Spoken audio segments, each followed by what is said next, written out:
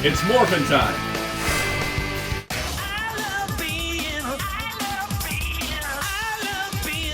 Hello, this is Soundout here, and on today's video we're taking a look at Super7's Teenage Mutant Ninja Turtles 2003 Ninja Turtles. We got Leo, we got Mikey, we got Raph, got Donnie. This is the first wave of their 2003 Turtles, which is their 12th wave of Teenage Mutant Ninja Turtles Ultimates as a whole. I haven't reviewed any of these on the channel in a while. I think I did the first wave, or did I do the fourth wave? I can't remember what I did. Point is, I've covered some of these before, but this is exciting because no one's done modern figures of the 2003 Turtles, and these are all animation accurate and stuff. I also ordered mine directly from Super7, so I got the bonus head pack, which is pretty cool, because these are like specific, like taken from the intro sequence of the show. So we're going to look at all these as they are. We'll throw in the bonus heads and go through figure by figure. And if that's something you enjoy, be sure to hit the like button, hit subscribe, and the notification bell so you help support the video, and also make sure that you don't miss out on any future uploads, because we always have cool stuff down the pipeline.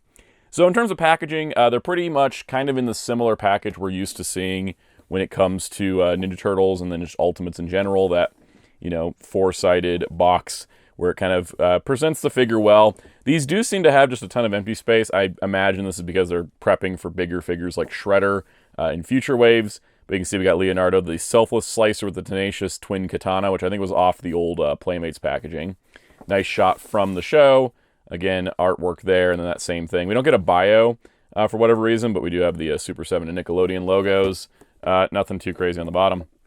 Pretty much same packaging design for everybody. They just have a different background color, matching their bandana color. And then, of course, we've got Michelangelo, the cunning comedian with the nimble nunchaku. So it's pretty cool. It gives it kind of a good throwback look, but it is very large. I'm working to try to maybe get rid of my Ultimates boxes, because I have a lot of Ultimates figures at this point, between Thundercats, Silverhawks, and Turtles, and I don't have room to keep all these boxes. The Berserker Battler with the Savage Sai. But I think overall presentation-wise, these look really, really nice, and they have like a good box presentation if that is something you're into, especially with the Fierce Fixer with the bold bow staff. I love alliteration. It's fun. But yeah, let's take a look at these. We're going to go in kind of a weird order. I'm just going to go, you know what, let's just do it this way. We're going to go Leo first, and then Leo, Mikey, Raph, Donnie, because that's just an unusual order, but that's just what we're going to do. Alright, so here we have Leonardo, and he looks really spectacular, and this is going to be, it's going to be one of those reviews where I say a lot about the first figure, and then the next three are like, and these are the differences, because, you know, they're going to basically use the same body design. So what's really cool about getting 2003 Turtles is that we've really not had any in such a long time, and I do mean in the sense that the only thing I can compare to is this guy from 2003. Yeah, the original 2003 Turtles toys are pretty much the only ones of these base designs. Obviously, there's a ton of variants for these, and then Playmates did reissue these recently. But these are pretty much only a comparison, and these were kind of inspired by the vintage 80s toys in a lot of ways, and so they're not like animation accurate. They're kind of done in their own style. And so to get animation accurate 2003 Turtles is pretty amazing, because the 87 Turtles have gotten that chance multiple times from different companies, but this is the first time we've ever seen that with them, and I think it's super, super cool. It's like, it invokes a really cool feel. You can just see how different the two toys look, because with this guy, I mean, he's, you know, very much like his own toy thing, although this is definitely like the animation model. And I think it's super awesome. So naturally, I have a ton of comparisons I want to do with other Ninja Turtles figures, and we'll do that after we look at each of the four Turtles. So of course, the big thing as well is that Super7 pretty much has a strict like articulation standard and stylistic standard, which is that usually they do just single jointed elbows and single jointed knees, and not anything too crazy. But designer Kyle Wodaga, who was working on this line, specifically the 2003 stuff, he wanted to kind of give a little bit extra, and they decided, because the 2003 Turtles are kind of a newer property, that younger fans would be buying them, and younger fans kind of expect double jointed elbows. So we've got, you know, that extra articulation range, or at least we got the extra joints. We'll do a comparison of these Turtles to the regular Turtles, the classic Turtles, because I want to actually compare and see, is that extra range, or is that just extra joints? But we'll talk about that. So, but in general, I think he just looks stellar. In terms of quality, feels pretty good. There's been some issues with Super7 figures, in particular some of their Turtles figures, having loose joints. Nothing on this guy. He's pretty solid. I guess we'll go through the articulation just to kind of see. So the head moves a little bit. It's got a little bit of a up and down neck joint kind of thing going on. You can see the shoulders are detented, so that way they hold their positions. The elbows are detented, but not as intense. The wrists swivel. The hips are detented, but they kind of move nice and free. Forward and back, they're not detented, but they do feel pretty solid. Same with the thigh. The knees are really detented. Like, they have a lot of stoppage points in there. And then the ankles are detented so much that it kind of feels a little nerve-wracking, at least on my copy, that like moving them kind of takes a lot of effort. But it's nice because that means they won't like go out. Obviously, this doesn't have a detent because I don't think you could even do that. So they added these extra little like stop points for the joints to give them some extra rigidity that allows for more stability. So I'm all for that. That is awesome. In terms of accessories, of course, he does have his katana back here, which do store into the sheaths nice and easy. They're pretty solid. Oh, he just fell over. He's fine. They're pretty solid. They got a little bit of, you know, a little bit of plastic flex on the blade, but they're like really solid, hard plastic. And then fitting them into his hands, you can stretch the hand a little bit here, and then boom, there it is. Now, I'm not sure over time if the hands are too tight and the paint is going to rub off the handles onto the hands. Hopefully not, because big pet peeve of mine when that happens. But these do feel like they have enough flex room that they're not going to tighten up too much, but it may be something to just be aware of going forward. But it's nice. They're pretty easy to get them into his hands, which is a good thing for any action figure. Speaking of hands, he's got the open hands. You can swap them out for any of the other hands. I like that the pegs are not super long on these because it makes it real easy to just pop another hand in. As you can see, you got a fist there, or we have a open hand, which is pretty awesome. So you get kind of like an open hand as well. So I'm glad we have those three options on both sides, which is pretty cool. In terms of the heads, because we do have swapping heads, got this nice neutral expression. You can just come in here and pop it off the neck joint. You can see the neck joint's pretty solid. We got like a double barbell here, and then it's also got like an additional neck movement down there. And then we can pop on the smiling head, which you can see nice little smirk on him there. Now, as you may notice, on the smiling head, he's got the kind of flying out bandana. You can actually pull that off if you want him to have the down bandana from the other head. So you can actually swap them between the two heads here, which I think is pretty nice, because that way you can get kind of like different versions of different poses with the bandanas. There is the bonus head in here, but I'm going to cover those separate, so that way we don't have any confusion about what the main figure comes with. One other accessory he comes with is his turtle comm, which is really cool. As you can see, it's got all the painty details. It's in its open position, as it's seen in the series. Now, the unfortunate part is there's not a hand to hold it. We've got fists, which won't hold anything. These open hands are not going to hold too much. Like, I thought maybe it would have like a kind of squeeze sort of factor where it could kind of fit in, but it doesn't. And then these closed hands, you can kind of have them hold it like that, but that's not quite right, because usually they'd hold it kind of like in the palm by like this part to talk to it, because it's a phone. So not really sure, you know, it would have been nice to include at least one hand to hold this. I would have taken that instead of two fists. Like, you know, if there was a turtle comm hand instead, at least for Leo, because I feel like Leo doesn't need the fists as much since he has two weapons and all. But yeah, I think pretty good, pretty solid overall, and a good start to this. So let's take a look at the next turtle. The wise guy is Michelangelo. All right, here is Michelangelo. So let's run through the basics of what was also included with Leo. We've got a turtle comm, but again, no hand that really holds it well, including my own apparently. We also have the two open hands and the two fists. So there is that. In terms of new details, of course, he's got a different belt system because he doesn't have the cross harness nor anything on his back. You can see you can fit the nunchucks nice and easy into his belt. I do kind of tend to try to keep the orange part underneath the belt, because if you're going to store it for a long time, since this is a softer material, it could transfer the paint. Not exactly sure if it will, but possibility. All right, so in terms of the heads, we've got a nice big smiling head as his default here with a down bandana, and then of course we can swap that out for another closed mouth smiling head, which you can see right there. Looks pretty good, and once again, the bandanas are swappable between the two heads, just like they were on Leonardo. But we're going to put this head on because I like the way he looks. In terms of weapons, of course, we got the nunchucks. Let's get them out of the belt. So the nunchucks are, of course, like we see with a lot of collector figures, they are on a metal chain. which means they do have actual proper nunchucking action. I like this. I know some people prefer the plastic chains because of like posability or whatever, but I always had trouble with those because you couldn't squeeze them into the belt without bending the plastic chain a whole lot. So I like these. I kind of like the overall dynamicism of having the metal chains. Like it's really cool. These also do have a removable handle because you do get the good old spinning effect. So you can have the faux spinning effect on Mikey. So as if he's spinning it really fast. It's painted on both sides, and you also get 2 of them, which I really appreciate because I kind of find when they do this for other Mikeys, and I do mean like NECA in particular is a good example. I think that one of the NECA Mikeys, because there's made so many at this point, he came with I think they originally just gave him only one, and then on top of only giving him one, I think it was only painted on one side, so it kind of limited it a lot.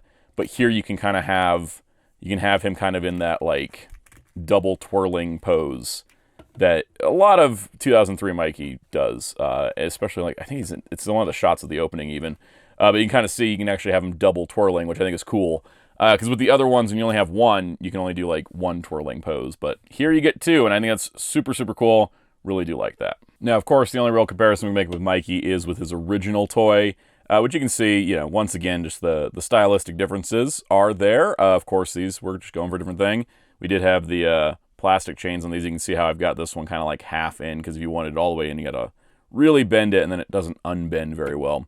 So I'm really glad to have the metal chains, and really glad to have the spinning effect, even more so. But yeah, kind of your 2 iterations of Michelangelo there from this series. I think I overall prefer this one, just because I do like animation accuracy. Count on Raphael to throw the first punch. All right, so we got Raphael. I didn't mention this was Michelangelo, but it's true for him as well. The ankle joint's not nearly as tight on him and Raph. It's still tight, still holds, but it's not like Leo's where it was really, really tight. So I'm glad to see that. In general, just the joints overall, and these guys feel really good. I mean, I haven't had them out of the package like super long, and I haven't put them like through stress tests, but in terms of like opening them up, posing them around, putting them on the shelf, I think they're pretty solid. It's always going to be mileage may vary because, quality control is that, control over quality. It's always tricky. Every copy is going to be a little different, but, for the most part, I'm having a good time with these guys and posing them. Speaking of Raph, of course, let's run through the gambit here. He's got his he kind of wants to tip backward. He's got his standard body like the others. We've got the open hands. We've got the fists, which feel appropriate for Raph. We got the open hands, or the holding hands, and then we have the turtle com. Once again, can't really fit it in any of the hands. And then of course 2 different heads. So of course you got snarling kind of angry head. We got mouth open angry head, and then also the bandanas where it's got one blowing in the wind, one laid down. They swap out nice and easy. Of course, we got his sai here, which you can get the sai into the hands pretty good, pretty easy. You can't really do the sai between the fingers part. I don't think you can. Maybe you can, actually. Hold on, I actually didn't try. I just looked at it and I was like, maybe not. No, actually you can. Never mind. You can with the same exact hands, which is pretty nice. So you can have them holding them, either forward grip or reverse grip, and then you got through the fingers. So you're pretty set with Raph, I think, getting the poses you want with them. I think he's pretty straightforward. That's how Raphael is. So I think as a figure, pretty straightforward as well, which is nice to see. And then naturally, here is the original Raph figure. He had the most awkward of the pre-pose stances out of all of them. But yeah, so it kind of shows you how far we've come. But I also like how very Mirage Comics this Raph looks with the way the beak was done. So it's really cool. Just kind of see the evolution across the years. But yeah, Raphael, pretty solid as well. Really got no complaints with him. Donatello, he's the brains of the bunch. All right, so we're rounding out with Donatello. And Donatello is pretty cool. They gave him, I noticed this with him, his neck sits a little lower than the others, which is very, very spot on to the animation because he had just a little bit of a lower neck, I think. So it's pretty cool. Of course, his bow staff stores back here, nice and easy. There's like no friction there, which is great. There's enough friction to hold it, but not like tension to be an issue. With his QC, I did notice this. This is just mine, but just this kind of like weird splotchy area on the back of his thigh, and I don't really know what caused it. It kind of looks like just sort of mold flashing. Not a big deal. I could probably buff that out. Just something I noticed. And also, this is kind of like, this is a cautionary tail. So when I was bending the elbow, I wasn't really looking at it as much, and I was just like, let me just bend the elbow, and I bent it this way, and it kind of like that joint ran into the edge there, because you're supposed to have a little rotation here. Just be careful when you bend the joint, you're not just like clashing into the edges there. That's me. That's 100% me. It's not a toy flaw thing. But yeah, it looks pretty good overall. Of course, let's go over accessories. You've heard this a few times now. Fists, open hands, turtle I can't figure out how for him to hold, and then alternate heads. So we've got kind of like a nice neutral head, and we got like a kind of battle head. I love the raised eye. Swappable bandanas as well. But the cool part is you get a pair of goggles to go on his head, which is very Donatello. And in fact, kind of find, let's see, what was the angle I did this at before? If you just kind of line it up around his head and then put the bandana on, you can have the goggles up on his forehead, or you can have them down over his eyes. So you can have him working on stuff. I think it's pretty cool. I like that Donnie and Mike come with specific like accessories to themselves, which is really, really awesome. So I think that's pretty cool as a neat bonus. Also, in terms of bow staff, let's get that into his hands. Pretty easy. I'm personally not going to put his hands on this part of it, just because of the purple, but you can load it up pretty nice and neat. Yeah, that elbow's a little tight on that one. Yeah, overall, I feel the joints have really been solid on these guys, and they feel good. They feel good to pose, which is really nice to have. So there you go. Then with the bow staff. I also noticed his hips just are a little bit tighter as well than Michelangelo's and Raph's, but yeah, you can get him to pose pretty good as a whole. Pretty awesome. And of course, we do have a comparison to make, which is the original toy. And also the original toys just had these different color schemes that didn't match the show so much, just like the original Ninja Turtles toys were like this from the vintage line, and so they just kind of kept it going. But yeah, pretty cool to have Donatello here. Alright, so here's the 4 turtles, and you can see there's a little bit of height difference between them. They just kind of, it's mostly in the necks, like Leo's got a bit of a longer neck, and then Mikey's got a little bit shorter, Raph's got a little bit shorter, and Donnie's a little bit shorter. Which, from what I can tell, is pretty accurate to the animation models. Otherwise, the bodies are pretty much the same, but like it's just kind of cool. They have a little bit of unique differences between them. And of course, they all come with 2 heads each, and then this is the bonus pack. So this head pack was a bonus from ordering from the Super7 store directly. They've been doing this for the last several waves of Ultimates. Is like, here's some bonus accessories to encourage you to buy them from their web store directly. Love the old Playmates packaging art there. So these aren't really available anymore officially. You'd be stuck going to eBay or something, which, you know, for head pack, it's a nice bonus, but like I wouldn't call it essential. Nothing in this is really essential, but I'm going to get these open here. We'll put them on the figures. All right, so here is the bonus pack heads out front, so you can see how they differ from the other heads. With Leo, we got kind of like a nice smiling expression on him. I do know all these are pulled straight from the show, which is great. We got Michelangelo with the winking head there, which is pretty cool. We got Raphael with another clenched teeth, like angry head. And then we've got Donatello with a kind of quirky smile look to him. So pretty cool. I like the options here. In terms of the bandanas, they are slightly different, or at least they look slightly different. So like this one's kind of a splayed out. This is like a half windblown bandana, and that kind of seems to be pretty consistent. This one looks pretty much the same though, so they might be the same, and that one's just a little warped on Leo there. Yeah, these are the same bandanas, so they're the same windswept bandanas pieces, but the actual facial expressions are a bit different, which is pretty cool. I don't feel like I need to show them on the figures at this point, because now you can see all the heads that were available. Like, of course, these 4 were the bonus pack. Those are the ones that come with the figures. But yeah, pretty nice. I think the Raph one's the only one that looks like kind of similar. It's like he's much more narrow-eyed on the bonus head than he is on the regular. But pretty cool overall. It's a nice little bonus for buying the whole set. There's no one better. All right, so naturally we need to look at the articulation compared to the vintage style Super 7 Ultimates. We'll keep Mikey for this. We'll just do a Mikey versus Mikey. Also, Mikey fell over because they have big shells. All right, so when it comes to the Ultimates here, we've got, this is Michelangelo, is the one from the Wave 3 of Ultimates. This is the Wave 12. This one's based on the 87 vintage toy, more so than the cartoon. This one's obviously based on the 2003 cartoon. But what we want to look at is the updated articulation, because these guys have double jointed elbows and knees now. So the way I wanted to kind of go through this is, let's go through the articulation. Now, this is pretty standard for Turtles from Super 7.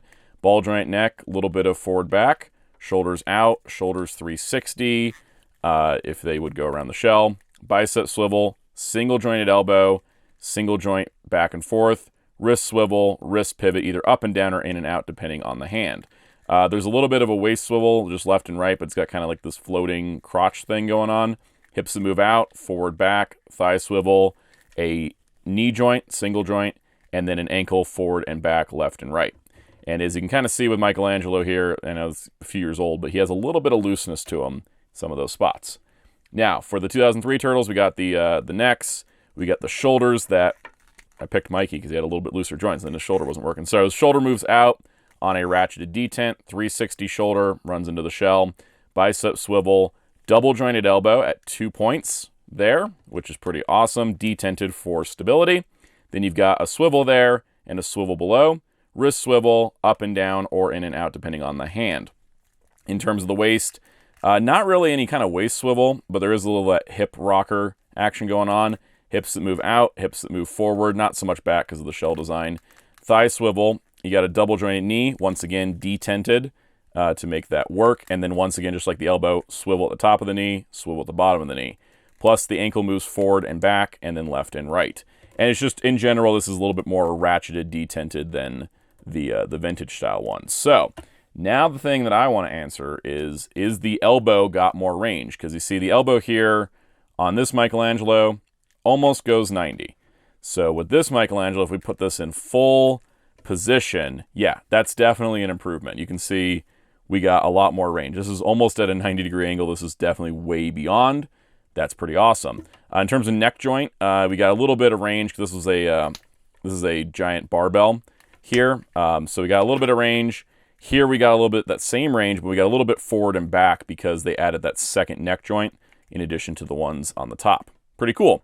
All right, so for hips, the hips move out all the way. Hips move out all the way. That's pretty much the same. Knee joint. So on this guy, once again, not quite 90. And then over here, we got double joint. Can pretty much kick his own shell. So that's a huge improvement. Ankles are basically the same. So yeah, the double joints do add more range of movement, which is important. I'm always the thing where it's like I'm not worried about the number of joints. I'm worried about how far can they bend, how far can they move, what kind of poses can we get out of them we couldn't before. And so this is definitely a upgrade compared to the normal Super 7 style joint system. So that's definitely nice to see. All right, time to do some size comparisons. First things first, Marvel Legends. Here's Adam Warlock.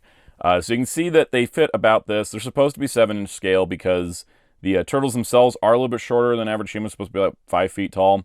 But there's your standard like Marvel Legends size comparison. Here we have the NECA Cartoon 87 Leonardo. You can see the NECA stuff scales a lot smaller, especially on the cartoon side there.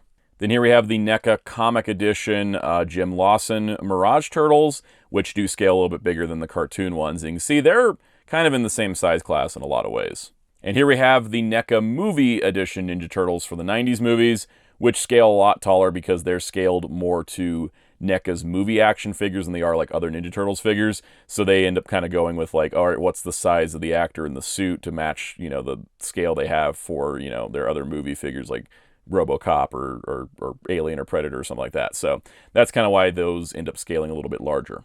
And then lastly, we have the last Turtles I reviewed on the channel, which was the BST AXN IDW Turtles from Loyal Subjects that I did not like whatsoever. Those are scaled a lot smaller than these, so that's kind of your comparison to other Ninja Turtles lines that we have at the moment.